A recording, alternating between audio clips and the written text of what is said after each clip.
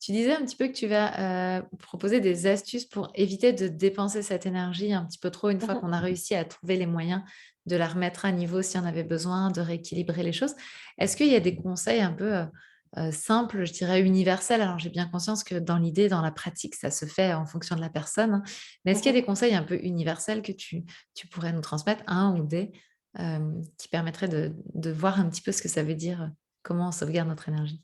Bah déjà, bon, je vous en ai déjà parlé, mais peut-être plus faire de marathon ou de, de nuit blanche ou faire attention à son sommeil, faire attention à son hygiène de vie, à plus trop manger, plus trop consommer des choses lourdes, mais plutôt faire un peu attention à son alimentation. Mais non plus faire de régime draconien dans l'autre sens, parce que là, on va user aussi énormément d'énergie avec le en mangeant pas assez, en fait. Donc, il faudrait manger quand même un peu moins de viande. Dans ce qui est pas mal à manger, par contre, c'est tout ce qui est légumes, les, les genre haricots secs, les haricots noirs et blancs, ils sont noirs et rouges, pardon, ils sont Les pas mal. légumineuses alors du coup, Les ouais. légumineuses, ouais. Euh, les champignons sont très bons pour l'énergie du rein. Donc, Tous les tout ce qui est aux champignons? champignons. Tout ce Tous qui les est champignons. champignons. Génial. Donc, voilà, manger des champignons.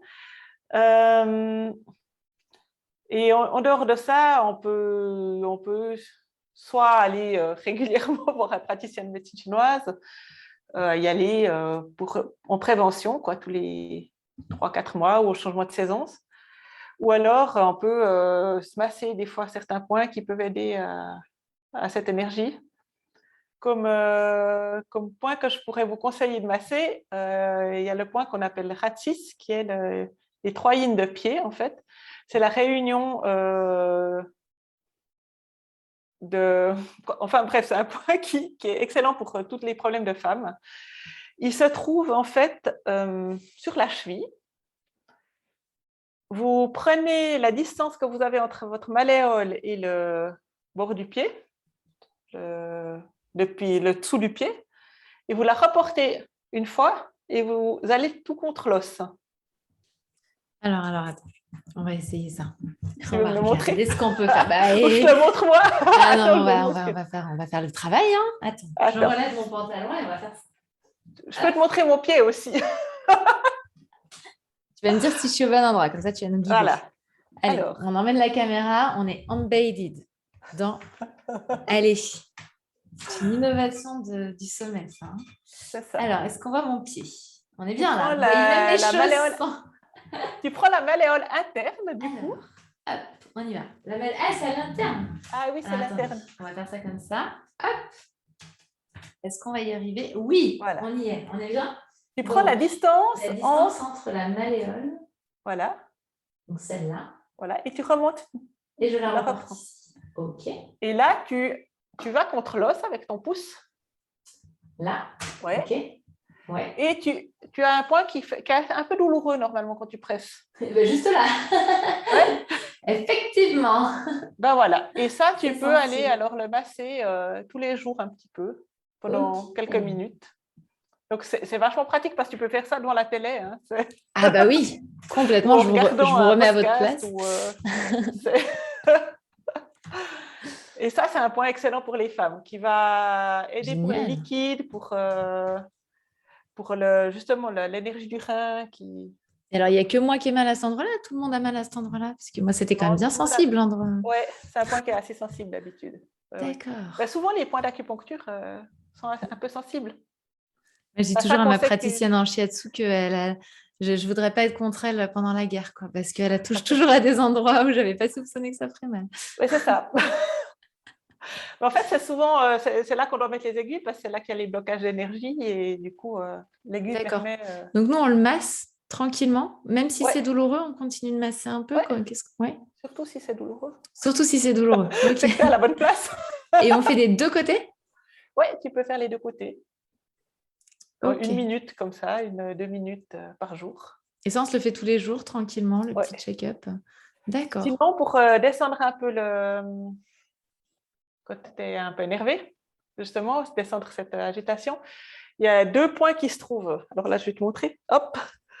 Et ils se trouvent derrière le crâne. Je vous explique avant parce que sinon, vous n'allez plus m'entendre super bien. À la lisière des cheveux. Et on sent qu'on va buter contre le tendon. Voilà. Super. Donc, c'est 2 points qui se trouvent là. Eh oui.